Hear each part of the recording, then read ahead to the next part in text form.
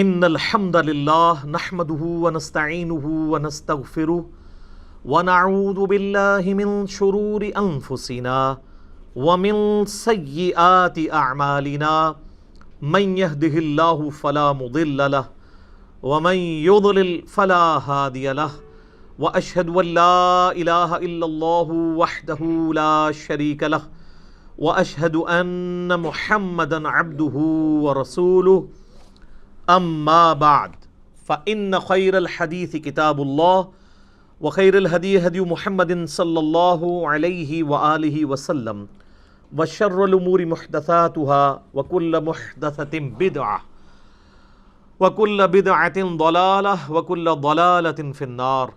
أعوذ بالله السميع العليم من الشيطان الرجيم من همزه ونفخه ونفثه. بسم الله الرحمن الرحيم. رب اشرح لي صدري ويسر لي امري واحلل عقدة من لساني يفقهوا قولي. بسم الله الرحمن الرحيم.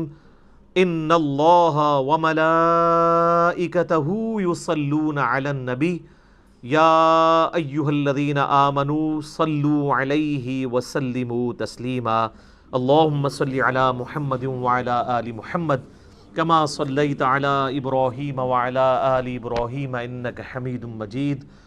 اللهم بارك على محمد وعلى آل محمد كما باركت على إبراهيم وعلى آل إبراهيم إنك حميد مجيد. اللهم ربنا آتنا في الدنيا حسنة وفي الآخرة حسنة وقنا عذاب النار. لا الہ الا انت سبحانک انی کنت من الظالمین. حسبنا اللہ ونعم الوکیل. یا حی یا قیوم برحمتک استغیث ولا حول ولا قوة الا باللہ العلی العظیم. ربنا آتنا من لدنک رحمة وہیئ لنا من امرنا رشدا. آمین ثم آمین. الحمدللہ آج 3 نومبر 2019 کو سنڈے کے دن بمطابق 5 ربیع الاول 1441 ہجری میں ہماری قرآن کلاس نمبر 3 انشاءاللہ ہوگی، جس میں ہم انشاءاللہ قرآن حکیم کے تعارف کے اعتبار سے جو میں نے علمی پوائنٹس آج تک ڈسکس کیے ہیں، یعنی 20 پچھلی 2 کلاسوں کے اندر، اس سے آگے ہم انشاءاللہ اس کو لے کے چلیں گے. علمی پوائنٹ نمبر 21 سے آنورڈ. علمی پوائنٹ نمبر 21 وہ ہے میرے بھائیوں، قرآن حکیم عربی ادب کی جس کیٹیگری میں فال کرتا ہے اسے ہم کہتے ہیں خطبے کا سٹائل. قرآن حکیم اس طرح کی کتاب نہیں ہے جیسا کہ آپ کوئی بھی دنیاوی رائٹر آپ دیکھیں گے، جب کتاب لکھتا ہے تو وہ چیپٹرز بناتا ہے، ایک مقدمہ لکھتا ہے، پھر آگے ایک ترتیب کے ساتھ چیزوں کو مختلف چیپٹرز کے اندر ایڈریس کرتا ہے، جیسے ونس اپان اے ٹائم والا سٹائل ہے، اور اس میں ایک ربط پایا جاتا ہے. اس طرح کا ربط قرآن حکیم میں نہیں پایا جاتا جہاں تک چیپٹرز کی ترتیب کا تعلق ہے. البتہ چونکہ قرآن حکیم کا جو سٹائل ہے وہ ایک یونیک سٹائل ہے، اور اسے عربی میں آپ سمجھ سکتے ہیں کہ خطبے کا سٹائل ہے. آپ یہ کہہ سکتے ہیں کہ قرآن حکیم collection of divine origins of almighty Allah ہے. اللہ تعالیٰ کے خطبات، تقریروں کا مجموعہ ہے. ہر صورت ایک کمپلیٹ تقریر ہے، چاہے وہ مختلف اوقات میں نازل ہوئی، لیکن اگر آپ اس خطبے کو پورے کی پوری صورت کو ایز اے خطبہ دیکھیں گے تو آپ کو اس میں ایک مرکزی ٹاپک نظر آئے گا. جیسے ہمارے خطبہ حضرات بھی، چاہے وہ مذہبی لیڈرز ہوں یا پولیٹیکل لیڈرز ہوں، جب بھی تقریر کرتے ہیں تو ان کا ایک مرکزی ٹاپک ہوتا ہے. اس ٹاپک کے ارد گرد ساری گفتگو چلتی ہے. اس ٹاپک کو جب سٹارٹ کرتے ہیں تو ایک تمہید ہوتی ہے، اس کے بعد پھر کچھ مثالیں بھی ادھر ادھر کی بیان کی جاتی ہیں تاکہ جو خطیب ہے وہ اپنے مخاطب کو اپنی طرف اٹریکٹ کر سکے حالات حاضرہ کے پوائنٹ آف ویو سے. اور پھر جب خطبہ کنکلوڈ ہونے لگتا ہے تو جو سب سے زیادہ مرکزی ٹاپک ہے اس کو دوبارہ سے ایڈریس کیا جاتا ہے، کیونکہ بات کنکلوڈ ہو رہی ہوتی ہے. چونکہ قرآن حکیم اللہ تعالیٰ کے خطبات کا مجموعہ ہے، 114 خطبے ہیں، 114 صورتیں جو ہیں، اس کو ذہن میں رکھ کے قرآن حکیم کو پڑھیں گے تو پھر آپ کو بات سمجھ آئے گی کہ یہ سٹائل کیوں ہے۔ اب سورۃ البقرہ جو ہے، اس کا جو مرکزی ٹاپک ہے وہ سابقہ امت مسلمہ یعنی یہودیوں سے جو غلطیاں ہوئیں جن کی وجہ سے انہیں خمیازہ بھگتنا پڑا، تاکہ یہ موجودہ امت مسلمہ ہے جو امت محمدیہ صلی اللہ علیہ وآلہ وسلم، اس کے لیے گائیڈ لائنز بن جائیں کہ تم سے پہلے ایک بڑی لاڈلی میری اور بھی امت تھی جس میں میں نے اپنی کم از کم 3 کتابیں بھیجی، تورات، زبور، انجیل، ہزاروں پیغمبر بھیجے، لیکن جب انہوں نے توحید سے کنارہ کشی اختیار کی، مشرکانہ اوہام ان کے اندر داخل ہو گئے، تو پھر ہم نے اس چیز کی پرواہ نہیں کی ہے کہ 3 کتابیں ان میں نازل ہوئی تھیں اور ہزاروں پیغمبر نازل ہوئے تھے، حتیٰ کہ وہ خود پیغمبروں کی اولاد بھی تھے بنی اسرائیل۔ پھر ضربت علیہم الذلہ والمسکنہ، پھر ہم نے ان کے اوپر ذلت اور مسکنت مسلط کر دی، اور اس میں بھی ٹاپ آف دا لسٹ بنی اسرائیل کو، یہودیوں کو ایڈریس کیا گیا۔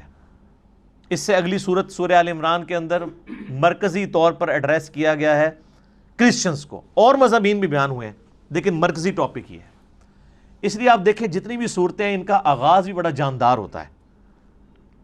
سورۃ البقرہ ہی دیکھ لیں، الف لام میم ذالک الکتاب لا ریب فیہ، یہ وہ کتاب ہے جس میں شک کی کوئی جگہ نہیں ہے۔ اس کا صحیح ترجمہ ہے اس میں شک کی جگہ ہی نہیں ہے۔ ھدی للمتقین، ان لوگوں کے لیے ہدایت ہے جو ڈر جانے والے ہیں، یعنی جو زندگی میں اپنی عقل استعمال کر کے ایک دفعہ ضرور اس رزلٹ پہ پہنچتے ہیں کہ ساری کی ساری کائنات جس نظام کے تحت چل رہی ہے وہ نظام کسی کے بنانے سے بنا ہے۔ God is the only explanation of all the physical phenomena in this universe۔ اس کائنات میں ہونے والے ہر فزیکل فینومینا کے پیچھے خدا ہے، اللہ ہے۔ پھر وہ ڈر جاتے ہیں کہ وہ اللہ جس نے ہماری مرضی کے بغیر ہمیں پیدا کیا ہے، وہ ہمارے ساتھ کچھ بھی کر سکتا ہے، اس کی طرف رجوع لاتے ہیں، غیب پر ایمان لاتے ہیں، نماز پڑھتے ہیں، اس کے دیے ہوئے رزق میں سے اس کی راہ میں خرچ کرتے ہیں۔ اور پھر سورۃ البقرہ کا اینڈ کتنی جاندار آیات پہ ہو رہا ہے، آمن الرسول بما انزل الیہ من ربہ والمؤمنون کل آمن باللہ وملائکتہ وکتبہ ورسلہ آنورڈ۔ اسی طریقے سے آپ ساری صورتوں کو دیکھیں تو ان کا سٹارٹ اور اینڈ بڑا جاندار ہے، اور پھر بیچ میں آپ کو مثالیں بھی بیان کی جائیں گی، واقعات بھی بیان کیے جائیں گے تاکہ بوریت نہ آئے۔ اور یہ قرآن حکیم کی میرے بھائیوں وہ خصوصیت ہے، قرآن بور نہیں ہونے دیتا۔ یہ نہیں ہے کہ اب سورۃ البقرہ شروع ہوئی ہے تو صرف یہودی ایڈریس ہو رہے ہوں گے یا ان کی کوئی ایک چیز خاص ایڈریس ہو رہی ہوگی، نہیں، اس میں کچھ مثالیں بھی بیان ہوں گی، کچھ واقعات بھی بیان ہو جائیں گے اس سے پہلے کے، پھر اس کے بعد ایک کنکلوژن نکالا جائے گا، پھر گائیڈ لائنز ہوں گی، یونیورسل ٹروتھ آئیں گے۔ 7 یونیورسل ٹروتھ سورہ بقرہ میں آئے ہیں، بنی اسرائیل کے واقعات کو اللہ تعالیٰ نے ایڈریس کر کے ہر واقعے کے بعد ایک یونیورسل ٹروتھ بیان کیا ہے کہ یہ میرا رول ہے، جو یہ کرے گا چاہے وہ جو کوئی بھی ہو اس کے ساتھ یہ ہو جائے گا۔ اس لیے قرآن حکیم میں انسان کا انٹرسٹ لوز نہیں ہوتا، بشرطے کہ قرآن پڑھتے ہوئے آپ کو یہ بات سمجھ آئے کہ قرآن کس سٹائل میں لکھا گیا ہے، کس سٹائل میں نازل ہوا ہے۔ مولانا مودودی رحمہ اللہ تعالیٰ نے جو تفہیم القرآن کا مقدمہ لکھا ہے نا، وہ مقدمہ ہی اسی کے اوپر ہے کہ ہمارے عام نوجوان بڑے شوق سے قرآن ترجمے والا لے کے بیٹھتے بھی ہیں، تب بھی ان کو کئی ایک باتیں، ان کو قرآن میں ایک تو ربط نظر نہیں آتا، کیونکہ ہم تو ان کتابوں کے عادی ہیں نا جو انسانوں کی لکھی ہوئی کتابیں ہیں، وہ تو ایک سیکوینس سے چل رہی ہوتی ہیں، ان کا سٹائل ڈیفرنٹ ہوتا ہے، وہ بکش سٹائل ہوتا ہے۔ قرآن کا سٹائل بکش نہیں ہے، قرآن کا سٹائل جو ہے وہ ہے خطبے کا، ایڈریس کرتا ہے آپ کو۔ اسی لیے مولا علی رضی اللہ تعالیٰ عنہ علیہ السلام کا قول ہے کہ جب میں نے اللہ سے گفتگو کرنی ہوتی ہے تو میں نماز پڑھتا ہوں، اور جب میری خواہش ہوتی ہے کہ میرا اللہ مجھ سے گفتگو کرے تو میں قرآن پڑھتا ہوں۔ آپ قرآن کو کبھی ترجمہ اکیلے بیٹھ کے سنیں تو آپ کو لگے گا کہ اللہ آپ سے مخاطب ہو رہا ہے۔ یہ والی کوالٹی کسی الہامی کتاب میں نہیں تھی، باقی کتابیں سلیبس کی فارم میں تھی، اس لیے ہم کہتے ہیں یہ قرآن کتاب اللہ بھی ہے اور کلام اللہ بھی ہے، اور اسی لیے اللہ کی صفت بھی ہے۔ یہ آپ کو ایڈریس کرتی ہے، بندہ ہل جاتا ہے۔ آپ کو پتہ ہے یہ صوت القرآن چینل 1992 میں جب ایکس پرائم منسٹر پہلی دفعہ پرائم منسٹر بنے تھے تو اس وقت انہوں نے یہ صوت القرآن چینل شروع کیا تھا جو ریڈیو کے اوپر چلتا ہے. کبھی امام کعبہ کی آواز میں عربک اور پھر فتح محمد جلندری صاحب کا ترجمہ, مراج الدین خان کی آواز میں ایک چلتا ہے. وہ لگتا ہے کہ آپ کے اندر ہی گھس جائے گا. وہ بندہ پریزنٹ کرتا ہے قرآن کے ترجمے کو. پھر بولنے کا سٹائل کہ مخاطب کے دل میں اتر جائے وہ بات. تو آپ کو وہ ترجمہ سن کے اپنی زبان میں, جن لوگوں کو عربی نہیں آتی ان کو بھی فیل ہوتا ہے کہ واقعی اللہ مجھ سے گفتگو کر رہا ہے. خطبے کا سٹائل ہے. تو مودودی صاحب نے اس مقدمے میں لکھا کہ ہمارے نوجوان لے کے بیٹھتے بھی ہیں, تب بعد میں پریشان ہو جاتے ہیں کہ یار یہ عجیب بے ربط آیات ہیں, کبھی کوئی بات شروع ہو جاتی ہے, کبھی کوئی بات شروع ہو جاتی ہے. لیکن جس بندے کو اسٹائل کا پتہ ہے نا, اس کو قرآن حکیم کی ہر آیت کا دوسری کے ساتھ ربط بھی نظر آئے گا. وہ ربط آپ ایک دفعہ اس چیز کو ڈسکور کر لیں تو آپ کو بھی ٹیسٹ فیل ہوگا. آپ پتہ اس وقت انگلینڈ کے اندر ایک, اب نیو مسلم تو نہیں ان کو کہنا چاہیے, اب ان کو 10 سال سے زیادہ ہو چکے ہیں, مسلمان ہوئے, عبد الرحیم گرین. اس وقت ٹاپ آپ سمجھ لیں سپیکرز میں سے ہیں مسلمانوں کے. انگلش میں وہ ان کے مختلف ٹاپکس پہ لیکچرز ہیں. انہوں نے اپنا اسلام لانے کا واقعہ بھی بیان کیا ہے ایک آڈیٹوریم میں خطاب کرتے ہوئے. اس میں ایک بات انہوں نے بڑی زبردست کی, باقی آپ یوٹیوب پہ دیکھ سکتے ہیں. وہ کہتے ہیں جب یہ کتاب میں نے پہلی دفعہ پڑھنی شروع کی نا, تو یہ قرآن کا جو سٹائل تھا نا گفتگو کرنے کا, اس نے مجھے بہت امپریس کیا کہ جب کوئی انسان کتاب لکھتا ہے وہ اس سٹائل میں نہیں لکھتا. وہ کہتا ہے میں قرآن کے سٹائل سے امپریس ہوا ہوں کہ یہ گفتگو اس طرح کرتا ہے اور اس کانفیڈنس کے ساتھ گفتگو کرتا ہے کہ یہ کریٹر آف دا یونیورس ہی گفتگو اس طریقے سے کر سکتا ہے. انسان تو اتنے اعتماد سے دوسرے کے ساتھ بات ہی نہیں کر سکتا. اس میں جو کانفیڈنس ہے کتاب کے اندر, پھر اس کتاب کا جو سٹائل ہے وہ بتاتا ہے کہ یہ انسان کی لکھی ہوئی کتاب نہیں, کیونکہ انسان جب بھی کتاب لکھتا ہے نا ایک خاص سیکوینس کے تحت لکھ رہا ہوتا ہے, چیپٹرز بناتا ہے, اور یہ بالکل ڈیفرنٹ سٹائل ہے. حالانکہ اس کو اس وقت یہ نہیں پتا تھا کہ اس کا سٹائل کون سا ہے, خطبے کا سٹائل ہے. تو خطبہ تو اسی طرح ہی ہوتا ہے. خطبے کا سٹائل ہے اس لیے کہ خطیب کا کام یہ ہوتا ہے کہ وہ اپنے مخاطب کے دل میں اپنی بات اتارے. تو اللہ تعالیٰ اس کتاب کا خطیب بھی ہے, اور یہ کتاب اللہ کی صفت ہے. یہ مخلوق نہیں ہے, غیر مخلوق ہے, کیونکہ کلام متکلم کی صفت ہوتا ہے. میں پچھلے لیکچرز میں اس کو ڈسکس کر چکا ہوں.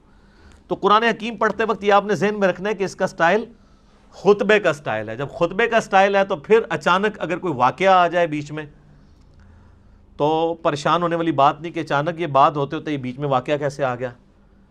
پھر اچانک آپ دیکھتے ہیں خطیب بھی جب بیان کر رہا ہوتا ہے, آپ آج کل کے پولیٹیکل لیڈرز کو دیکھ لیں, جب وہ گفتگو کرتے ہیں کسی خاص ٹاپک پہ بات کر رہے ہوتے ہیں, اچانک کرتے کرتے کوئی ماضی کا واقعہ یاد کرتے ہیں, پھر ساتھ ہی جو سامنے بیٹھے ہیں ان سے بھی مخاطب ہو کے کوئی ادھر چیز دیکھنے والی ہوتی ہے آئیڈینٹیفائی کرنے والی, وہ فوراً آئیڈینٹیفائی کرتے ہیں, پھر اپنے موضوع کی طرف واپس آتے ہیں. یہ سٹائل قرآن کا ہے. یہی وجہ ہے کہ صحابہ اکرام علیہم رضوان کے اندر بجلی بھر دی تھی اس کتاب نے. ان کو فیل ہوتا تھا کہ ہمارا کریٹر ہم سے مخاطب ہے, ہماری بات کر رہا ہے. سر ہماری بات تو ہے نا. آپ دیکھیں غزوہ بدر ہو رہی ہے تو اس کی لائیو کمنٹری سورۃ الانفال کے اندر آئی ہے. غزوہ احد ہوئی ہے تو 60 آیات مسلسل غزوہ احد میں جو مسلمانوں نے غلطیاں کی, جس کی وجہ سے اللہ نے جو فتح کا وعدہ کیا تھا پورا کرنے کے بعد اس فتح کو شکست میں بدل دیا. ایک ایک چیز ہائی لائٹ کی. سورہ الاحزاب کے اندر غزوہ خندق کی لائیو کمنٹری آئی ہے. اسی طریقے سے سورہ توبہ کے اندر غزوہ تبوک کی پوری ڈیٹیلز آئی ہیں, اتنی ڈیٹیل کے ساتھ. نبی علیہ السلام کی مبارک زندگی کا آخری جو تھا غزوہ, کس طریقے سے مسلمانوں کو اس جد و جہد کے اندر گزرنا پڑ رہا تھا, منافقوں کو فیس کرنا پڑ رہا تھا. اہل ایمان اور منافقین میں فرق کے لیے وہ بہت کریٹیکل سچویشن تھی غزوہ تبوک کی. اور اس وقت بڑے بڑے جو اپنے آپ کو سمجھتے تھے ہم ایمان والے تھے, ان کے بھی پاؤں لڑکھڑا گئے تھے. ظاہر ہے وہ سپر پاور سے ٹکرانا تھا, رومن امپائر سے جا کے. تو یہ ساری کی ساری چیزیں آپ کو پڑھنے کے بعد آپ اس زمانے میں پہنچ جائیں گے، اور پھر آپ یہ فیل کریں کہ آپ اس زمانے کے اندر ہوں اور آپ کا رب آپ سے گفتگو کر رہا ہو۔ اب اس میں تو اسی طرح ہی ہوتا ہے نا، یا ایھا الذین آمنوا جب ہمیں کہا جا رہا ہوتا ہے تو وہ تو 1400 سال پہلے کہا جا رہا ہوتا ہے، لیکن ان میں تو وہ لوگ موجود تھے جنہوں نے وہ غلطیاں کی ہوئی تھی جن کی وجہ سے اللہ ان کو مخاطب کر رہا تھا، تو ان پہ اس چیز کی جو کیفیت طاری ہوتی تھی نا، وہ آج اس لیول کی کیفیت کبھی طاری نہیں ہو سکتی، لیکن اس کے قریب قریب ضرور ہے۔ میرے ایک دوست بتانے لگے، ان کے جاننے والوں کی نا انگلینڈ کے اندر ایک شاپ ہے، تو وہ کہتے ہیں ہم نے نا پورا دن نا ایک قرآن کی تلاوت اور ترجمہ لگایا ہوتا تھا، ایک انگلش میں بھی ریکارڈنگ ہوئی ہوئی ہے، وہ بھی صوت القرآن چینل کے اوپر کبھی کبھار چلتی ہے۔ ویسے یہاں پہ جو رفاح یونیورسٹی ہے نا اسلام آباد میں، تو ان کا 24 گھنٹے قرآن کا چلتا ہے چینل، وہ آلموسٹ 3-4 دن میں قرآن پاک مکمل کر دیتے ہیں۔ تو اس میں ایک انگلش ترجمہ ہے، اس میں عربی کی آواز مشاری راشد کی ہے، اور انگلش ترجمہ جو ہے نا وہ اتنی زبردست آواز میں ہے، جس کو انگلش سمجھ آتی ہے تو وہ لگتا ہے کہ خدا آپ سے مخاطب ہے اور آپ کے دل میں اترتا ہے۔ تو کہتے ہیں انہوں نے اپنی دکان پہ وہ ترجمہ لگایا ہوتا تھا، کہتے ہیں جب کوئی نان مسلم بھی کسٹمر آتا تھا نا تو وہ ایک بار ٹھٹک کے سننا شروع کر دیتا تھا، اور کئی کسٹمرز نے کہا کہ آپ اس کو بند کر دیں، کیونکہ اس کو سننے سے ہمارے اوپر اثرات ہو رہے ہیں۔ ظاہر ہے جب دنیا کی بے ثباتی کا بیان ہو رہا ہو، مرنے کے بعد جی اٹھنے کا بیان ہو رہا ہو، اللہ کو آپ اکاؤنٹیبل ہیں، پھر آپ اپنی مرضی کی زندگی تو نہیں گزار سکتے۔ میری خواہشات اور میری ذات کے درمیان سب سے بڑی رکاوٹ کون ہے؟ اللہ۔ اگر اللہ کو میں نکال دوں تو میں اپنی مرضی کی زندگی گزار سکتا ہوں۔ اس لیے آپ دیکھیں گے جتنے ایتھیسٹ ہیں، منکرین خدا ہیں، وہ بیسیکلی منکرین خدا نہیں ہوتے ہیں، بلکہ وہ اپنی مرضی کی زندگی گزارنا چاہتے ہیں۔ اس لیے پھر اس کے لیے پہلی شرط یہ ہے کہ خدا کو بیچ میں سے نکال دیں، ورنہ یہ تو ہر وقت لٹکتی ہوئی تلوار ہے خدا کا کانسیپٹ، کہ آپ اکاؤنٹیبل ہیں کسی کو، آپ کی جواب دہی ہونے والی ہے مرنے کے بعد۔ تو یہ قرآن حکیم کا خطبے کا سٹائل ہے، یہ قرآن پڑھتے وقت یہ چیز ذہن نشین ہونی چاہیے۔ علمی پوائنٹ نمبر 22 وہ ہے میرے بھائیوں، قرآن حکیم کا جو ایک ڈیوائن میوزک ہے، اس کے اندر ملکوتی غنا ہے، جو ایک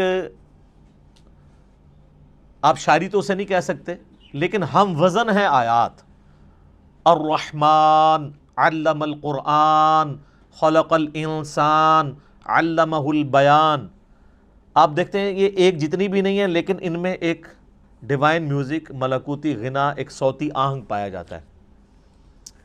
یہ جو قرآن حکیم کا سٹائل ہے یہ کوئی شاعری والا نہیں ہے، کیونکہ شاعری کے اندر ردیف قافیے جو ہیں وہ بالکل برابر ایک طرح چل رہے ہوتے ہیں، قرآن حکیم میں تو ایسے نہیں چل رہے۔ ایون ملکوتی غنا ہوتا ہے لیکن الفاظ ڈیفرنٹ کے ساتھ، جیسے سورۃ الفاتحہ آپ دیکھ لیں، الحمدللہ رب العالمین الرحمن الرحیم۔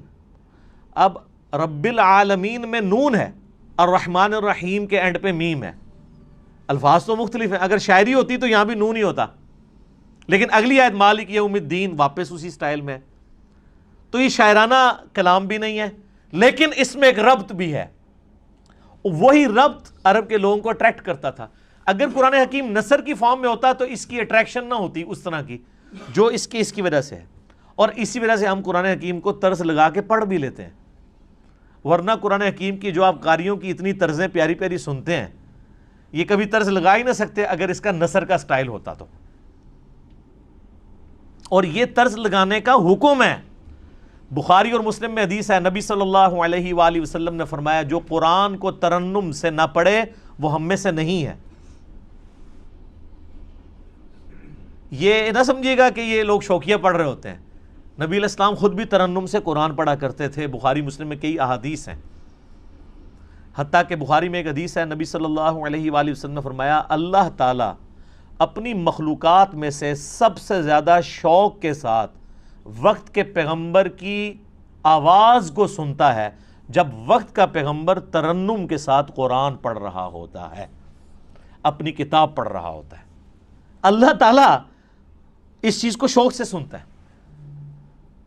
آپ عرب کے قاریوں کو دیکھیں نا، اور میں کہتا ہوں آج کے دور میں جیسے کہ مشاری راشد نے ایک عام مسلمان کے دل میں قرآن حکیم کی محبت پیدا کی ہے نا،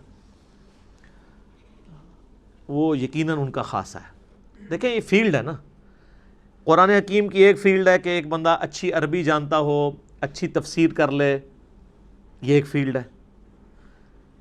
ایک فیلڈ یہ ہے کہ قرآن حکیم کی وہ خطاطی اچھی کر لے۔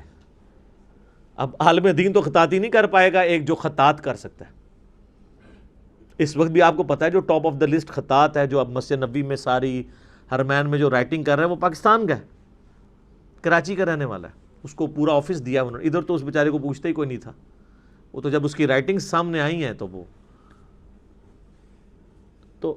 اب یہ ایک علیحدہ سے فیلڈ ہے۔ اسی طریقے سے قرآن حکیم کو ترنم سے پڑھنا، یہ بھی الگ سے ایک فیلڈ ہے۔ ایک تو ترنم وہ ہے جو مولوی لگاتے ہیں، قرآن بالکل غلط پڑھ رہے ہوتے ہیں، صرف ترنم ہی ہوتا ہے اس میں، اور گانے کی طرز پہ پڑھ رہے ہوتے ہیں۔ گانے کی طرز پہ اس لیے کہ وہ قرآن حکیم کے جن الفاظ کو کھینچنا ہے ان کو نہیں کھینچتے، اور جن کو کھینچنا چاہیے ان کو مختصر پڑھ دیتے ہیں۔ قرآن حکیم کی طرز ہر بندہ تو نہیں لگا سکتا جب تک وہ قرات کے اصولوں سے واقف نہیں ہے کہ کس لفظ کو آپ کھینچ کے پڑھ سکتے ہیں، یعنی لمبا کر کے، اور کسی کو لمبا نہیں کر سکتے۔ اسی لیے آپ دیکھیں گے علماء حضرات اکثر جو قاری نہیں ہوتے، جب وہ قرآن پڑھ رہے ہوں گے نا تو بالکل غلط قرآن پڑھ رہے ہوتے ہیں، زبر زیر ٹھیک پڑھ رہے ہوں گے، اور بعض تھوڑے بہت ایسے ہوں گے جو پروناؤنس بھی صحیح کر لیں گے۔ ویسے تو عموماً وہ لگتا ہے پنجابی میں ہی قرآن پڑھ رہے ہیں، عربی ان کو آتی ہوتی ہے لیکن عربی پروناؤنس نہیں صحیح کرنی آتی۔ بہت کم ہیں علماء میں سے جو صحیح پروناؤنس بھی عربی کو کر سکتے ہیں، یعنی ہمارے جو سب کانٹیننٹ کے لوگوں کی بات کروں، عرب کے لوگوں کی نہیں، ان کی تو اپنی زبان ہے۔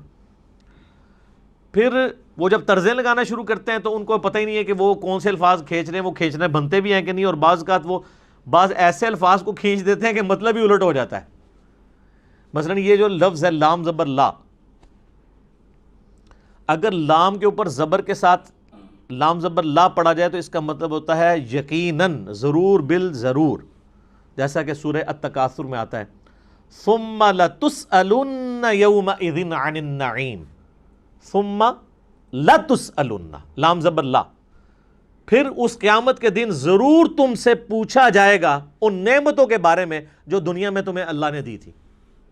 لیکن اگر آپ اس کو طرز لگاتے ہوئے ثم لا تسألن، لا کو ذرا سا لمبا کر دیا تو لا کا مطلب کیا ہے؟ نہیں۔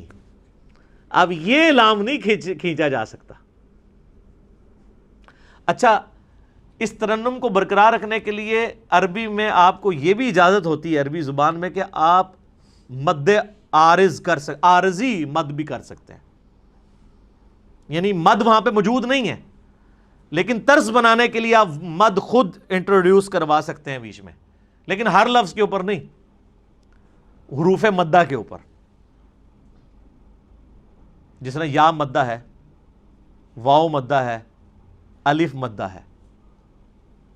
جیسے ہم سورۃ الفاتحہ آپ دیکھتے ہیں، میری بھی قرات کہ یہ ایک چڑھی ہوئی ہے، تو اس میں اب جب ترنم سے پڑھ رہا ہوتا ہوں تو آپ اگر قرآن کھول کے دیکھیں گے تو وہاں تو مد نہیں پڑی ہوئی، لیکن اس مد کو میں خود بنا رہا ہوتا ہوں، وہ عربی رول کے تحت۔ ایک تو سورۃ الفاتحہ کے اینڈ پہ مد آتی ہے نا، مطلب ضالین، وہ تو لکھی ہوئی ہے، لیکن اس سے پہلے جو ہم پڑھ رہے ہوتے ہیں، اعوذ باللہ من الشیطان الرجیم، الحمد للہ رب العالمین، ابھی جو میں نے کھینچا ہے یہ ہے نہیں ہے، لیکن اس کے بغیر یہ ترنم بن نہیں سکتا۔ الرحمن الرحیم مالک یوم الدین ایاک نعبد و ایاک نستعین۔ تو یہ جو کھینچنے والی چیز ہوتی ہے نا، یہ اس کے ترنم پیدا کرنے کے لیے، اور یہ عربی لنگوسٹک کے مطابق ہے۔ اذان میں بھی آپ دیکھیں، اذان میں جہاں کھینچ سکتے ہیں وہیں کھینچ سکتے ہیں۔ اذان پڑھتے ہوئے کیا آپ کہتے ہیں؟ اللہ اکبر، اللہ اکبر۔ اب اس میں کھینچی دو ہی جگہ گئی ہے، اللہ، لام کھڑی زبر والی۔ اب اکبر لفظ ہے، اس کو تو میں کھینچ نہیں سکتا، اکبر یہ نہیں پڑھ سکتا، یہ اکبر ہی رہے گا۔ اشہد ان لا الہ الا اللہ، اب یہ اللہ اتنا لمبا کھینچ دیا، یہی کھینچ سکتا ہے. تو آپ باقی دعاؤں میں بھی دیکھیں کتنے ربط ہیں. یہ جو ہم قنوت وتر میں دعا پڑھتے ہیں، حسن ابن علی کو نبی علیہ السلام نے سکھائی تھی اپنے نواسے کو، جامعہ ترمذی میں. اللہم اہدنی فی من ہدیت وعافنی فی من عافیت وتولنی فی من تولیت وبارک لی فی ما اعطیت وقنی شر ما قضیت. دیکھا کیسی ٹون ہے اس میں، دعاؤں میں بھی آپ کو نظر آئے گی. قل اعوذ برب الفلق من شر ما خلق ومن شر غاسق اذا وقب. لمبائی ڈیفرنٹ ہو گئی ہے لیکن اس کی جو ملکوتی غنا ہے وہ برقرار ہے. اصل بعض صورتیں ایسی ہیں جن میں جو شاہکار ہیں عربی لنگوسٹک کا، سورہ مریم آپ دیکھیں کہ اس کے جو ہر آیت کا اختتام ہو رہا ہے وہ کتنے مشکل الفاظ پہ، تشدید والے الفاظ ہیں، ہر ایک لفظ کے اوپر شاد آ رہی ہے. کمال نہیں ہے؟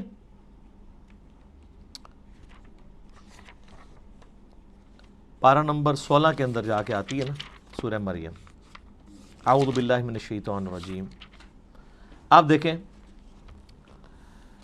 پہلے تو حروف مقطعات ہیں، اس کے بعد ذکر رحمت ربک عبدہ زکریا اذ نادى ربه نداء خفيا قال ربي إني وهن العظم مني واشتعل الرأس شيبا ولم أكن بدعائك ربي شقيا. اس کے بعد اگلے ولیا رضیا سمیا عتیا عشیا صبیا تقیا عصیا حیا شرقیا سویا تقیا زکیہ بغیہ. ٹون ہے. اور یہ دو صورتیں تو کمال ہیں، سورہ طٰہٰ اور سورہ مریم. طٰہٰ ما انزلنا علیک القرآن لتشقى الا تذکرۃ لمن یخشی. سر عربی ایویں تو پاگل نہیں ہو گئے تھے جناب، کیا وہ جڈ قوم ہے اور سپر پاورز الٹ کے رکھ دی ہیں صدیوں کی. بجلی بری گئی تھی ان کے اندر، اس قرآن نے ان کے اندر یقین ڈال دیا تھا. وہ تو یعنی جتنے لوگ اپنی زندگی سے محبت کرتے ہیں اتنی وہ اپنی موت سے محبت کرتے تھے. اور جب اس لیول کی کوئی آرمی ہو اس کے آگے کون ٹھہر سکتا ہے؟ کوئی ریسورسز نہیں تھے، کافروں کے ریسورسز چھین کے ان کو الٹ دیا. وہ ایمان اس کتاب کے ذریعے یتلو علیہم آیاتہ ویزکیہم ویعلمہم الکتاب والحکمہ. یہ بجلی نبی علیہ السلام نے قرآن کے ذریعے بھری ہے ان کے اندر. تو یہ اس کے اندر ایک ڈیوائن میوزک ہے، ترنم ہے. اس کی وجہ سے عربی لوگ، چونکہ آپ پتہ ہے ان کو شاعری کے ساتھ بھی بڑا شغف تھا. آپ عمر سیریز دیکھیں تو آپ دیکھیں گے وہ عام گفتگو میں بھی شاعرانہ انداز میں گفتگو کر لیتے تھے. فی البدی ان کی عام گفتگو بھی جو ہے وہ بھی ہم پلہ الفاظ کے اوپر مشتمل ہوتی تھی. اسی لیے وہ نان عربز کو اجمی کہا کرتے تھے. یہ تو گونگے ہیں، ہمارے سامنے بول ہی نہیں سکتے، حالانکہ خود چٹے ان پڑھ تھے، علم کوئی نہیں تھا لیکن زبان کے ماسٹر تھے. تو اللہ نے ان کا وہی غرور توڑا کہ ان کو زبان پہ ناز تھا. اللہ نے ایسی کتاب دی کہ شعراء نے بھی اپنے کلام پھاڑ دیے. کمال تو یہ ہوتا ہے نا کہ جو کسی کا غرور ہے وہی توڑ دیا جائے. موسیٰ علیہ السلام کے زمانے میں جادوگروں کو غرور تھا، اللہ نے موسیٰ علیہ السلام کو وہ معجزہ دیا کہ وہ جادوگر بھی سجدے میں گر پڑے. پہلے جادوگر گرے ہیں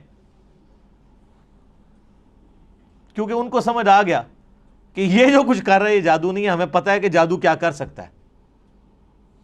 ایک جادوگر جو ہے وہ جادو کے ایپیکس کو جانتا ہے. ایک میڈیکل کی فیلڈ کا بندہ وہ جانتا ہے کہ میڈیکل زیادہ سے زیادہ کیا کر سکتی ہے. آج آپ کسی ڈاکٹر سے کہیں، اب تو یہ چیز تو ایوالو ہو چکی ہے نا کہ ہڈی کو جوڑنے کے لیے ایک ٹائم درکار ہے. انسان کی ہڈی، وہ ٹائم اس کو چاہیے، وہ بانڈ بنے گا، پلسٹر کرتے ہیں جب ٹوٹ جائے. آپ اگر کسی ڈاکٹر کو کہیں کہ ایک شخص ایسا ہے کہ آپ اس کے بعد ہڈی 2 ٹکڑے کر کے لے جائیں, وہ صرف ہاتھ یوں پھیرے گا, ہڈی واپس اپنی جگہ پہ آگے اسی وقت جڑ جائے گی اور بندہ بھاگنا شروع کر دے گا, تو ڈاکٹر مان لے گا آپ کی بات؟ نہیں. اس کو پتہ ہے یہ نہ تو فزیکل فنامنا آف نیچر سے ثابت ہوتی ہے چیز, نہ یہ ہماری جو میڈیکل سائنس ایوالو ہو چکی ہے اتنی ترقی کے بعد, یہ پاسبل نہیں ہے. اس کا ایک نیچرل پیریڈ ہے, وہ اس نے گزارنا ہے. تو وہ پھر اس چیز کو کہے گا یہ تو معجزہ ہی ہو سکتا ہے, سائن ہی ہو سکتی ہے کوئی. اسی لیے ہم نے, میرے ایک ویڈیو کلپ بھی ریکارڈڈ ہے کہ نبی علیہ السلام کا کوئی بھی معجزہ ایسا نہیں ہے جو سائنٹیفکلی ریپروڈیوس کیا جا سکے, ورنہ وہ معجزہ نہیں ہوگا. نبی علیہ السلام سے جو غیر معمولی معجزات, حسی معجزات, یعنی انگلیوں میں سے پانی کے چشمے جاری ہونا جو بخاری مسلم میں آتا ہے, صحیح بخاری میں آتا ہے ایک صحابی کی پنڈلی کی ہڈی ٹوٹ گئی, آپ نے ہاتھ پھیرا تو اسی ٹائم ٹھیک ہو گیا. یہ وہ چیزیں ہیں کہ جو قیامت تک سائنٹیفکلی کبھی پاسبل نہیں ہوگی کہ کوئی انسان کر کے دکھا سکے. یہ چیز, یہ وہ فزیکل فنامنا آف نیچر کا ٹوٹنا ہے, یہ پاسبل نہیں ہوگا. کبھی یہ پاسبل نہیں ہوگا کہ کوئی پلانٹ کنگڈم کو اینیمل کنگڈم میں بدل دے. حضرت موسیٰ علیہ السلام عصا پھینکتے تھے, پلانٹ کنگڈم اینیمل کنگڈم میں اژدہا بن جاتا تھا. مردے کو کوئی زندہ نہیں کر سکتا. حضرت عیسیٰ علیہ السلام کے زمانے میں طب عروج پہ تھا, اللہ تعالیٰ نے ان کا غرور توڑا. ہاں جی بتاؤ, ان کو اپنی میڈیکل کی فیلڈ کے اوپر بڑا ناز تھا. حضرت عیسیٰ علیہ السلام مادر ذات کوڑی اور اندھوں کو اللہ کی اذن سے شفا دے دیتے تھے. جن کے ڈھیلے بھی نہیں ہوتے تھے, مٹی کا ڈھیلا رکھ کے ہاتھ پھیرتے تھے, آنکھیں واپس آ جاتی تھی. سر جس کی آنکھیں کام نہ کرتی ہو اس پہ ہاتھ پھیرنے سے کیا پوری دنیا بھی پھیر دیں تو اس کی بینائی نہیں آتی, اور ایک مٹی کا ڈھیلا ایک بندہ رکھتا ہے اور ہاتھ پھیرتا ہے اور وہ آنکھ بن جاتی ہے. آج بھی آپ میڈیکل کی فیلڈ وہ کہیں گے یہ امپاسبل ہے. تو معجزہ خواہ کسی بھی پیغمبر کا ہو وہ ریپروڈیوس نہیں ہو سکتا اگر وہ واقعی معجزہ ہے, کہانی نہ ہو, معجزہ ہو, نہیں ہو سکتا. قرآن حکیم میں داؤد علیہ السلام کے بارے میں آتا ہے لوہا ان کے ہاتھوں پہ نرم تھا, اور لوہے پہ ہاتھ رکھتے تھے, آٹے کی طرح سے گوندھ دیتے تھے, زیرہ بناتے تھے. تو آپ سمجھ سکتے ہیں میڈیکلی اب یہ چیز ثابت ہے کہ کم از کم 1500 ڈگری سینٹی گریڈ چاہیے لوہے کو اس فارم میں لانے کے لیے کہ جس میں آپ مولڈ کر سکیں, اور اگر لے آئیں گے تو اس پہ ہاتھ کوئی نہیں لگا سکتا, اور وہ ٹھنڈے لوہے کے اوپر یوں ہاتھ پھیرتے ہیں اور وہ یوں مولڈ ہو جاتا ہے. یہ وہ معجزہ, یہ ریپروڈیوس نہیں کبھی ہو سکے گا. موسیٰ علیہ السلام نے عصا مارا ہے سمندر کے اندر, اسی ٹائم سمندر پھٹ کے دونوں طرف پہاڑوں کی شکل میں قرآن میں آتا ہو گیا اور بیچ میں راستہ بن گیا. سر یہ معجزہ کبھی نہیں کوئی کر کے دکھا سکتا, ورنہ پیغمبروں کی جو نبوت ہے وہ اسٹیک پہ لگ جائے گی اگر غیر پیغمبر بھی فزیکلی سائنٹیفکلی کسی بھی طریقے سے اس چیز کو ریپروڈیوس کر سکے. یہ امپاسبل ہوگا. لیکن الوہین جو ہے, آنکھوں کو دھوکہ دینا, وہ اس زمانے میں بھی تھا, اب بھی ہے, قیامت تک رہے گا. فزیکلی کوئی نہیں کر کے دکھا سکتا. یہ آپ کو جو ڈیوڈ کاپر فیلڈ کے بارے میں ویڈیوز ملتی ہیں, کبھی وہ پانی پہ چل رہا ہے, کبھی دیوار پہ اوپر چڑھ رہا ہے, اس کی میکنگ بھی ساتھ ہی انہوں نے یوٹیوب پہ چڑھا دی ہوئی ہے کہ وہ سارا نظر کا دھوکہ ہوتا ہے. وہ ویڈیو کیمرے کے ذریعے فلمائی ہوتی ہیں ساری چیزیں. وہ جو پانی پہ چل رہا ہوتا ہے تو نیچے انہوں نے وہ شیشے کا بہت بڑا ٹیبل رکھا ہوا ہے, ٹرانسپیرنٹ, جو نظر نہیں آتا, وہ اس کے اوپر چل رہا ہوتا ہے. اس لیے آپ دیکھیں گے وہ پانی پہ چل رہا ہوتا ہے تو نیچے لوگ اس کے نیچے سے یوں تیر رہے بھی ہوتے ہیں, کیونکہ وہ شیشے کے اوپر چل رہا ہوتا ہے. وہ شیشہ اتنا ٹرانسپیرنٹ ہے کہ وہ پانی میں نظر ہی نہیں آتا. وہ جب سائڈ سے دکھاتے ہیں ٹیبل تو پھر نظر آ جاتا ہے. اور شکر ہے کہ یہ پاکستان میں نہیں, ورنہ اولیاء اللہ کے سردار بن جاتا ہے ڈیوڈ کاپر فیلڈ. ہاں, اسٹیچو آف لبرٹی غائب کر دیتا ہے, وہ کیمرے میں غائب کرتا ہے, فزیکلی نہیں کر سکتا. اور سر دیکھیں اتنا ایماندار ہے, وہ بھی بے ایمان نہیں ہے, وہ بھی اسے یہ نہیں کہتا کہ میں فزیکلی کروں, وہ کہتا ہے ایلوژن, آنکھوں کا دھوکہ. اتنی غیرت اس کو بھی ہے کہ وہ ایلوژن کہتا ہے اسے, اپنی کرامت بزرگی یہ نہیں کہتا. جو تہاڑے بزرگاں نو ایڈی بھی تمیز نہیں, جھوٹ مار جاندے نے. اس لیے آپ دیکھیں سارے بزرگ فیل ہیں. اب کدھر گئی آپ کی کرامتیں جی؟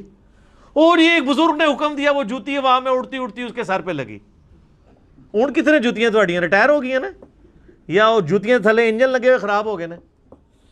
پہلے بھی کوئی نہیں تھا, کہانی تھی. یہ کہانیاں چل رہی ہوتی ہیں. معجزات, کرامات, استدراج, اس سارے ٹاپکس کے اوپر میرا مسئلہ number 131A B C D 4 recorded ہیں, وہ آپ دیکھ لیں. علمی پوائنٹ نمبر 23, وہ ہے میرے بھائیوں قرآن حکیم کا جو بیسک یونٹ ہے وہ ہے آیت. عربی میں ہم اسے کہتے ہیں آیتن.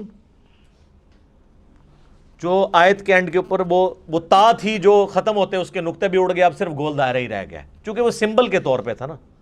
ویسے وہ تا ہوتی ہے, گول تا, نشانی کے طور پہ. آیتن وقف کریں گے آیہ, اردو میں آیت, اور اس کو ٹرانسلیٹ کریں گے نشانی, انگلش میں کہیں گے سائن. قرآن حکیم کی جتنی بھی صورتیں ہیں, ہر صورت کا جو بیسک یونٹ ہے وہ آیت ہے.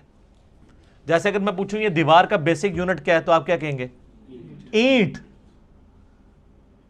یہ دیوار ہے, اس کے اوپر 1200 اینٹیں لگی ہوئی ہیں, اور 1200 اینٹوں کو مینیجبل فارم میں جوڑنے کے بعد ایک دیوار مکمل ہوتی ہے. اس طرح قرآن حکیم میں ہر صورت کی آیات ہیں جن کو اللہ تعالیٰ نے وحی کے ذریعے نبی علیہ السلام کو تعلیم فرمایا. اس کی ترتیب توقیفی ہے, اور قرآن حکیم میں کم سے کم آیات جو ہیں وہ 3 ہے صورت کی. کوئی قرآن حکیم میں صورت ایسی نہیں جس کی 3 سے کم آیات ہوں.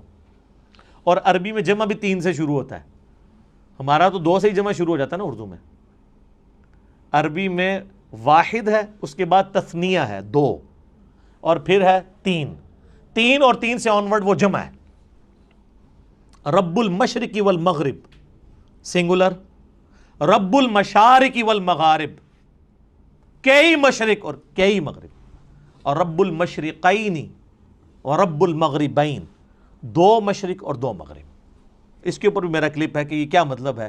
کہیں آتا ہے 1 مشرق 1 مغرب, کہیں آتا ہے 2 مشرق 2 مغرب, کہیں آتا ہے 2 سے زیادہ مشرق 2 سے زیادہ مغرب. وہ آپ دیکھ لیجئے گا. تو عربی میں اس طریقے سے. تو قرآن حکیم میں چونکہ سورت ہے تو اس میں آیات ہیں, تو آیات کم از کم جمع تو ہونی چاہیے, تب ہم انہیں آیات بولیں گے. تو کم سے کم آیات جو ہیں وہ 3 ہیں, اور قرآن حکیم کی سب سے چھوٹی سورت کی بھی آیات 3 ہی ہیں. انا اعطیناک الکوثر فصل لربک وانحر ان شانئک هو الابتر. 3 آیات ہیں. اذا جاء نصر اللہ والفتح ورأیت الناس يدخلون فی دین اللہ افواجا فسبح بحمد ربک واستغفرہ انہ کان توابا. واستغفر پہ ہم وقف کرتے ہیں, نہ بھی کرے کنٹینیوس بھی پڑھ سکتے ہیں. یہ 3 آیات ہیں, 3 سے زیادہ ہی ہیں, کم نہیں ہے. اور قرآن حکیم کی سب سے چھوٹی آیت کون سی ہے؟ سورہ الرحمن کی ایک آیت ہے, مدھامتان فبأی آلاء ربکما تکذبان. ایک لفظ کے اوپر پوری آیت ہے. اور قرآن حکیم کی سب سے لمبی آیت دین ہے جو سورۃ البقرہ کے اندر آئی, اور اس کے بعد پھر آیت الکرسی ہے 255 نمبر آیت. اب آیت الکرسی آپ دیکھیں اتنی لمبی ہے, اس کی کئی چھوٹی آیتیں بن سکتی ہیں, اور اس میں ربط بھی ہے. اللہ لا الہ الا هو الحی القیوم لا تأخذہ سنۃ ولا نوم, یہ 2 آیتیں بن سکتی تھی. لہ ما فی السماوات وما فی الارض, تیسری آیت بن سکتی تھی. من ذا الذی یشفع عندہ الا باذنہ یعلم ما بین ایدیہم وما خلفہم ولا یحیطون بشیء من علمہ الا بما شاء وسع کرسیہ السماوات والارض ولا یؤودہ حفظہما وہو العلی العظیم. اتنی لمبی یہ آیت ہے, اس کے ٹکڑے ہو سکتے تھے. یہ پوری کی پوری ایک آیت ہے. یہ ہمیں کس نے بتایا؟ نبی صلی اللہ علیہ وآلہ وسلم نے. اور نبی علیہ السلام کو اللہ تعالیٰ نے وحی کے ذریعے یہ بات بتائی ہے. لہٰذا قرآن حکیم کی جو آیات ہیں یہ بھی وحی کے ذریعے بتائی گئی ہیں کہ یہ آیت ہے, یہ آیت ہے, یہ آیت اتنی لمبی ہے, یہ چھوٹی ہے. بعض اوقات آپ دیکھیں گے کہ آیات, آپ وہ 2 آیتیں دیکھیں تو وہ ایک آیت بھی بن سکتی تھی, لیکن اسے سپلٹ کر کے 2 آیات بنایا گیا. حروف مقطعات ہی آپ دیکھیں, کئی جگہ حروف مقطعات کی پوری آیت بنتی ہے, اور کئی جگہ وہ ایک آیت کے ساتھ جز کے طور پہ ہوتی ہے. اب یہ صحابہ کرام نے اجتہاد سے نہیں کیا, یا کسی کاتب کی مرضی سے نہیں ہوا, بلکہ یہ اللہ تعالیٰ نے وحی کے ذریعے اپنے محبوب صلی اللہ علیہ وآلہ وسلم کو تعلیم فرمایا. اور ساتھ یہ بھی یاد رکھیے گا کہ آیات کی دو اقسام ہیں قرآن حکیم میں. ایک آیات وہ ہیں جو محکمات ہیں اور دوسری ہیں جو متشابہات ہیں. سورہ آل عمران کی 7 نمبر آیت ہے جس میں اللہ تعالیٰ نے خود یہ بیان فرمایا کہ ہم نے جو آپ کی طرف قرآن نازل کیا ہے اس کی آیات دو قسم کی ہیں. ایک تو محکمات ہیں اور وہ کتاب کی جڑ ہے. محکمات کیا؟ جن میں حکم نازل ہوئے ہیں. جیسے حکم ہے کہ ایک اللہ کو ایک مانو، پیغمبروں پر ایمان لاؤ، کتابوں پر لاؤ، فرشتوں پہ لاؤ، آخرت پر لاؤ ایمان، نماز قائم کرو، زنا سے بچو، چوری سے بچو، ماں باپ کے ساتھ حسن سلوک کرو. جتنے اللہ کے احکامات ہیں یہ محکم آیات ہیں. اور قرآن نے کہا کہ یہ ام الکتاب ہے، کتاب کی ماں ہے، جڑ ہے. اور پھر کہا گیا دوسری جو قسم ہے وہ ہے متشابہات. سورہ آل عمران آیت نمبر 7. میں ٹائم بچانے کے لیے عربی اس کی سکپ کر رہا ہوں، ڈائریکٹ اردو میں بات کر رہا ہوں. اور کہا گیا وہ متشابہات جو ہیں ان کی جو تاویل ہے وہ صرف اللہ کے علم میں ہے، اور اہل ایمان صرف ان پر ایمان لاتے ہیں اور اس کی تاویل کو اللہ کے سپرد کرتے ہیں، اور پھر اللہ سے یہ دعا کرتے ہیں کہ جو کچھ اس کتاب میں نازل ہوا ہم اس پر ایمان لاتے ہیں. اور پھر وہ کہتے ہیں ربنا لا تزغ قلوبنا بعد اذ ہدیتنا وہب لنا من لدنک رحمہ انک انت الوہاب آمین. اے رب ہمارے دلوں کو ٹیڑھا مت کرنا بعد اس کے کہ تو نے ہمیں ہدایت عطا فرمائی، اور ہمیں اپنے پاس سے رحمت عطا فرما، اے عطا فرمانے والے. تو متشابہات کی وہ تفصیل میں نہیں پڑھتے، اور قرآن میں کہا گیا انہی آیات میں کہ جو ان متشابہات کے پیچھے پڑھتے ہیں ان کے دل ٹیڑھے ہو چکے ہیں، کیونکہ ان کا سلوشن ہمارے پاس موجود نہیں ہے. یہ نہ سمجھیے گا کہ ان کا مطلب ہی کوئی نہیں پتا کسی کو. صرف متشابہ عربی میں کہتے ہیں ریزیمبلنس والی چیزیں. مثلا جنت کے بارے میں جتنی باتیں ہیں یہ متشابہات ہیں کہ جنت میں نعمتیں ملیں گی، حوروں کا کنسیپٹ ہے. اب دنیا میں اس کی مثال آپ من و ان تو پیش نہیں کر سکتے، دنیاوی عورتیں تو اس کی مثال نہیں ہو سکتی، لیکن دنیاوی عورتوں کو اللہ تعالیٰ نے ایک ریزیمبلنس کے طور پر دنیا میں ماڈل کے طور پہ پیش کیا ہے کہ بس جس طرح یہ ہے ایسے ہی حوریں بھی ہوں گی. لیکن وہ کیسی ہیں؟ وہ سورہ سجدہ میں ہے کہ جو اللہ نے تمہارے آنکھوں کی ٹھنڈک چیزیں نعمتیں چھپا رکھی ہیں وہ کوئی اس کو امیجن بھی نہیں کر سکتا.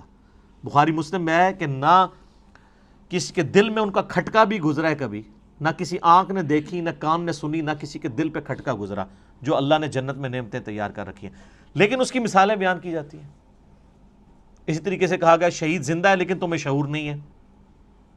کہہ دیا نا بھئی زندہ کیسے ہے؟ مرا ہوا ہے، اٹھ نہیں سکتا، قبر سے باہر نہیں نکل سکتا. یہ متشابہ آیات ہے کہ وہ آخرت کی زندگی ہے، اس پہ دنیا کے رولز اپلائی نہیں ہوتے. اچھا قرآن بار بار کہہ رہا ہے کہ تمہیں شعور نہیں ہے. ہمارے مسلمانوں نے جس چیز سے منع کیا تھا شعور نہیں ہے، انہوں نے الٹا شعور بنایا اور کہا جی زندہ ہے تو زندہ سے تو ہم مانگ بھی سکتے ہیں، تو اسی لیے ہم جا کے مردوں سے مانگتے ہیں. تو اس پہ پھر میں ہی پھکی دیتا ہوں کہ یہ زندہ بندے میرے پاس بیٹھے ہوئے ہیں 70-80 کے قریب، میں کسی سے بھی پانی مانگوں مجھے دے دے گا. آپ ذرا اپنے والے زندہ سے ذرا مانگو نا کہ چلو قبر کے اندر سے کوئی ہاتھ باہر نکال کے بتا دے. اگر آپ یہی رول لگا رہے ہو پھر آپ کو ماننا پڑے گا کہ یہ زندگی اور وہ زندگی اور. اس زندگی میں سانس کی ضرورت ہے، کھانے پینے کی ضرورت ہے اور رفع حاجت کرنے کی ضرورت ہے. اس زندگی میں ان چیزوں کی ضرورت نہیں ہے. تو جب شعور ہی نہیں، متشابہات ہیں اس کے پیچھے پڑے ہوئے ہیں. اور بخاری مسلم میں حدیث ہے، تم دیکھو جب کوئی شخص قرآن کی متشابہ آیات کے پیچھے پڑا ہوا ہے تو جان لو یہ وہی بدبخت اور گمراہ شخص ہے جس کے بارے میں قرآن میں اللہ نے کہا ہے کہ ان کے دل ٹیڑھے ہو چکے ہیں. اور اہل ایمان کی نشانی ہے ربنا لا تزغ قلوبنا بعد اذ ہدیتنا. تو یہ متشابہات اور محکمات پہ بھی میرا ایک کلپ ریکارڈڈ موجود ہے جس میں نے ڈیٹیل کے ساتھ اس کے اوپر ڈسکشن کی تھی. علمی پوائنٹ نمبر 24 وہ ہے میرے بھائیوں، قرآن حکیم کی آیات مل کر ایک مکمل صورت بناتی ہیں، جس کا کچھ حصہ میں پہلے ڈسکس کر چکا کہ قرآن حکیم میں کم از کم 3 آیات والی ایک صورت ہے. سورۃ الکوثر، سورۃ النصر اور بھی سورۃ العصر میں بھی 3 آیات ہی ہیں، کم سے کم 3. زیادہ سے زیادہ سب سے زیادہ سورۃ البقرہ میں 286. تو آیات مل کے مکمل صورت بناتی ہیں. بیسک یونٹ آیت اور اس کا مکمل جب خطبہ ہوتا ہے تو وہ صورت. علمی پوائنٹ نمبر 25 وہ ہے میرے بھائیو، قرآن حکیم میں کل 114 صورتیں ہیں جن کی ترتیب توقیفی ہے۔ نبی علیہ السلام نے بتایا ہے کہ پہلی سورۃ الفاتحہ ہے، دوسری سورۃ البقرہ ہے، تیسری سورہ آل عمران ہے، چوتھی سورہ نساء ہے، پانچویں سورۃ المائدہ ہے، چھٹی جو ہے وہ سورۃ الانعام ہے، آنورڈ کرتے کرتے 12 نمبر سورۃ الاخلاص ہے، 113 سورۃ الفلق ہے اور 114 سورۃ الناس ہے۔ یہ ساری کی ساری ترتیب اس کی صورتوں کی یہ توقیفی ہے، نبی علیہ السلام کے بتانے پر موقوف ہے اور وہ وحی کے ذریعے بتائی گئی ہے۔ اور بخاری مسلم میں آتا ہے، صحابہ اکرام کہتے ہیں نبی علیہ السلام کے ساتھ حضرت جبرائیل دورہ قرآن کیا کرتے تھے۔ صحابہ نے نہیں دیکھا، نبی علیہ السلام کے بتانے پہ کہ نبی علیہ السلام نے بتایا کہ جبرائیل علیہ السلام میرے ساتھ ہر سال آ کے جو ہے وہ دورہ قرآن، جتنا قرآن نازل ہوتا تھا اس کو رپیٹ کرواتے تھے، اور جس سال آپ کی وفات ہوئی اس سال 2 دفعہ رپیٹ کیا رمضان میں، اور اسی سے آپ علیہ السلام کو پتہ چل گیا کہ اب اگلے سال میں زندہ نہیں رہوں گا۔ تو نبی علیہ السلام نے اس کی ترتیب کو بھی انشور کیا ہے، وہی ترتیب جو لوح محفوظ میں ہے، جو ہمارے پاس مصحف میں ہے، اگرچہ یہ ترتیب نزول نہیں ہے لیکن اللہ کے ڈیوائن علم میں یہی ترتیب ہے، سرکمسٹانسز کے اوپر قرآن نازل ہوا، اور آج جو ہمارے پاس یہ ترتیب ہے یہ نبی علیہ السلام کے بتانے پر موقوف ہے۔ علمی پوائنٹ نمبر 26 وہ ہے میرے بھائیوں، قرآن حکیم کل 5 طرح کے ٹاپکس کی کیٹیگری میں فال کرتا ہے، اگر بڑی بڑی کیٹیگریز بنائی جائیں۔ اس کے اوپر پوری ایک کتاب لکھی ہے شاہ ولی اللہ دہلوی نے، الفوز الکبیر فی اصول التفسیر، اللہ کا بہت بڑا کرم، کامیابی اللہ کی طرف سے اصول تفسیر کے اوپر۔ اس میں انہوں نے یہ دعویٰ کیا ہے کہ اللہ تعالیٰ نے مجھ پہ یہ حقیقت کھولی ہے کہ قرآن حکیم کی آیات 5 طرح کی کیٹیگریز میں فال کرتی ہے۔ اب یہ اس طرح کی قرآن حکیم میں کئی ایک انویشنز ہیں جو ہمارے پرانے بزرگوں نے نہیں کی ہیں، آج کل کے لوگوں نے کی ہیں۔ جیسا کہ آپ دیکھ رہے ہیں کہ میں نے بتایا بھی تھا کہ قرآن حکیم میں جو سورۃ الحدید ہے وہ جس نمبر کے اوپر آ رہی ہے اٹامک نمبر بھی وہی ہے۔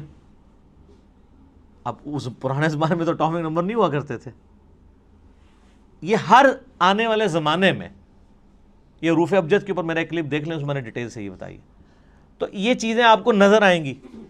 وہ ہر زمانے میں جو بندہ قرآن پہ محنت کرے گا اس کے اوپر ٹروتھ ریویل ہوگا۔ قرآن حکیم میں آیات جوڑوں کی شکل میں نازل ہوئیں صورتیں، پرانے بزرگوں سے آپ کو اس طرح کی چیزیں نہیں ملیں گی، لیکن یہ حمید الدین فراہی رحمہ اللہ تعالیٰ، جو ڈاکٹر اسرار صاحب کے آپ سمجھ لیں دادا استاد تھے، انہوں نے پہلی دفعہ یہ ٹروتھ ریویل کیا کہ قرآن حکیم کی ہر صورت کا کوئی نہ کوئی جوڑا ہے۔ کچھ تو ہمیں پتہ ہی ہے، سورۃ الفلق، سورہ جو ہے وہ سورہ ناس، یہ مطلب جوڑا ہے دونوں کا، لیکن جو بیچ میں کی صورتیں انہوں نے پھر بتایا کہ واقعی وہ جوڑے ہیں، جیسے مرد و عورت کا جوڑا ہوتا ہے اس طرح ریسیپروکل پایا جاتا ہے صورتوں کے اندر۔ سورہ بقرہ اور سورہ آل عمران بھی جوڑا ہے، ایک یہودیوں کو ایڈریس کرتی ہے، دوسری عیسائیوں کو ایڈریس کرتی ہے۔ تو اس طرح کئی ایک صورتیں جو جوڑوں کی فارم میں، یہ ٹروتھ بال میں ریویل ہوا ہے۔ بل یہ الفوز الکبیر فی اصول التفسیر کا اردو ترجمہ بھی آ چکے، آپ پڑھیں، 5 کیٹیگریز انہوں نے بیان کی ہیں۔ نمبر 1 علم الاحکام، یعنی قرآن حکیم کی آیات احکام سے ریلیٹڈ ہوں گی، نماز، روزہ، حج، زکوٰۃ، عقائد، یہ ساری چیزیں علم الاحکام میں آتی ہیں۔ نمبر 2 علم المخاصمہ، مخاصمہ کہتے ہیں جھگڑا کرنے کو، علمی جھگڑا، یعنی جو منکرین خدا ہیں یا جیوز اور کرسچنز ہیں، ان کے جو لیم ایکسکیوزز ہیں ان کے علمی جوابات دیے گئے ہیں، تو یا آیات اس کے اوپر مشتمل ہوں گی۔ نمبر 3 التذکیر بالموت، موت کو یاد کروا کے کہ تمہیں مر کے کسی کے پاس پہنچنا ہے اور آخرت کی زندگی میں دنیا کی زندگی کا جواب دینا ہے، اس کو کہتے ہیں التذکیر بالموت، نصیحت کرنا موت کو یاد کروا کے۔ اس کے اوپر آیات، اب یہ تو قرآن پاک میں بڑا مین ٹاپک ہے۔ قرآن حکیم کے اگر 2 مین ٹاپک دیکھے جائیں تو عقیدہ توحید اور دوسرا ہے دنیا کی بے ثباتی، دنیا سے بے رغبتی۔ چوتھی کیٹیگری انہوں نے کہا التذکیر بآلاء اللہ، اللہ کی قدرت کی بڑی بڑی نشانیوں کے ذریعے اللہ اپنا تعارف کرواتا ہے. جتنے فزیکل فینومینا آف نیچر اس میں ڈسکس ہوئے ہیں، سائنٹیفک فیکٹس ڈسکس ہوئے ہیں، اس کا شاہکار آپ کو سورۃ النحل نظر آئے گی، سورہ روم نظر آئے گی، سورہ الرحمن نظر آئے گی. اس میں تو یہ لفظ بھی آ گیا ہے فَبِأَيِّ آلَاءِ رَبِّكُمَا تُكَذِّبَانِ، جس کا ترجمہ اکثر مولویوں نے غلط کیا ہوا ہے. تم اپنے رب کی کون کون سی نعمتوں کو جھٹلاؤ گے؟ حالانکہ نعمت خود عربی کا لفظ ہے. مودودی صاحب نے اس کا ترجمہ صحیح کیا ہے، تم اپنے رب کی قدرت کی کون کون سی نشانیوں کو جھٹلاؤ گے، کیونکہ دوزخ کی آیات کے بعد بھی پھر یہ آیت ریپیٹ ہوتی ہے. تو دوزخ کیا نعمت ہے؟ وہ ترجمہ کرنے والے کو بھی نہیں سمجھ آئی. تو اعلیٰ کا مطلب ہوتا ہے قدرت کی بڑی بڑی نشانی. تو دوزخ اللہ کی قدرت کی نشانی تو ہے، جس طرح جنت ہے. تو مودودی صاحب ہر دفعہ جب آیت آتی ہے نا، یہ والی آیت، تو اس کے سیاق و سباق کے اعتبار سے اس کا ترجمہ کرتے ہیں، کیونکہ عربی بڑی ورسٹائل زبان ہے. عربی میں ایک لفظ اگر سیاق و سباق میں آپ مختلف جگہ بیان کریں گے تو وہ اپنا وہ والا مطلب بیان کرے گا. اگر میں آپ کو کہوں مسجد الحرام اور کہوں ولد الحرام، زمین آسمان کا فرق ہے. حرام دونوں جگہ ہی موجود ہے. مسجد حرام جس کی حرمت ہے، عزت ہے، اور ایک وہ حرام ہے جو ہم حرام کہتے ہیں، زنا حرام، چوری حرام. اب یہ حرام ہو رہا ہے. آپ کے حساب سے تو اس کا نام مسجد حلال ہونا چاہیے تھا، حلال مسجد. تو اڈی مسجد ادھر منہ کر کے نماز پڑھ دو تو نہ ہی حرام ہے، لیکن حرام عربی والا ہے. حرمت کی جگہ جہاں پہ آپ اللہ کی حدود کو توڑیں گے تو وہ بڑا جرم ہوگا ایز کمپیئر ٹو اور جگہوں کے. اس کی حرمت اللہ نے رکھی ہے، عزت رکھی ہے، لفظ ایک ہی ہے، لیکن دونوں جگہ مختلف معنی دے رہا ہے.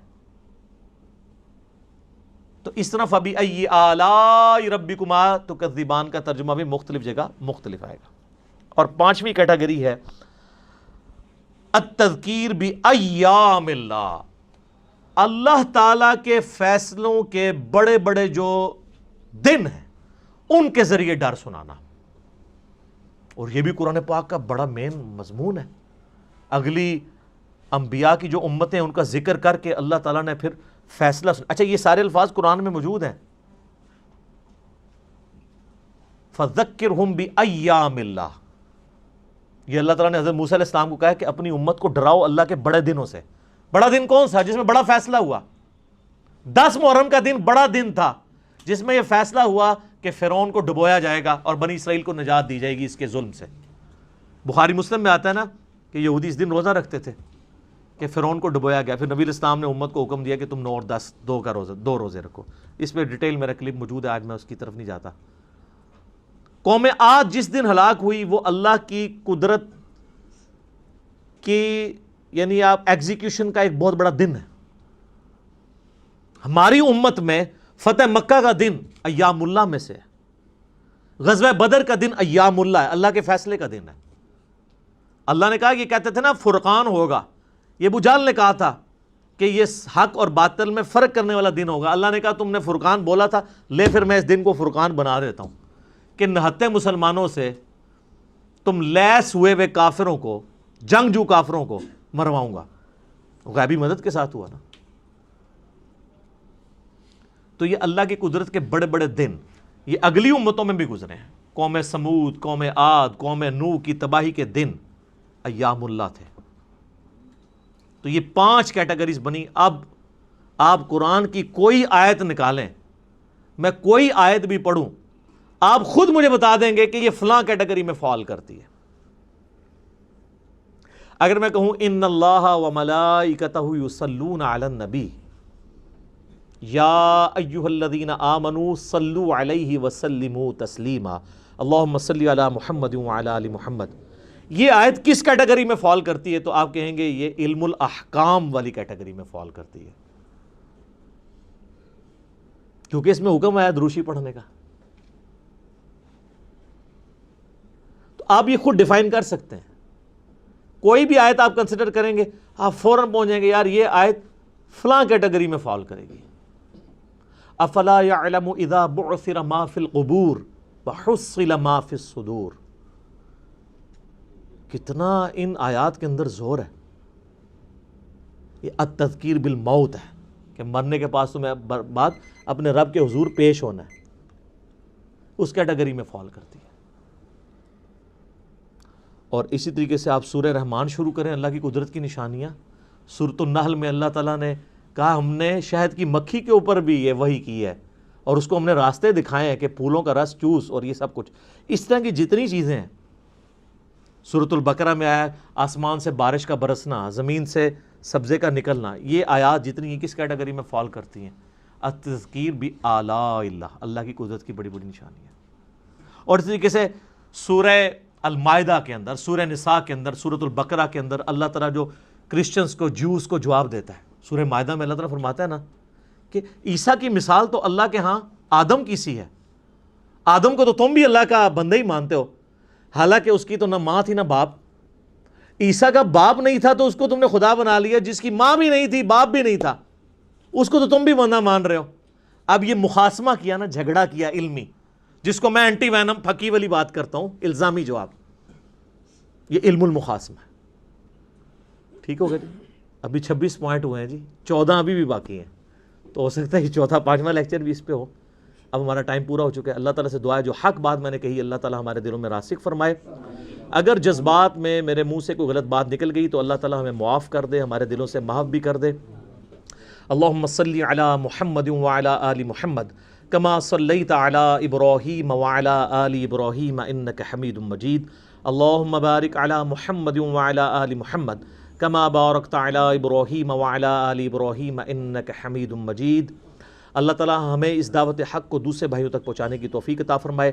سبحانک اللہم وبحمدک اشہد ان لا الہ الا انت استغفرک واتوب الیک وما علینا الا البلاغ المبین. جزاکم اللہ خیرا.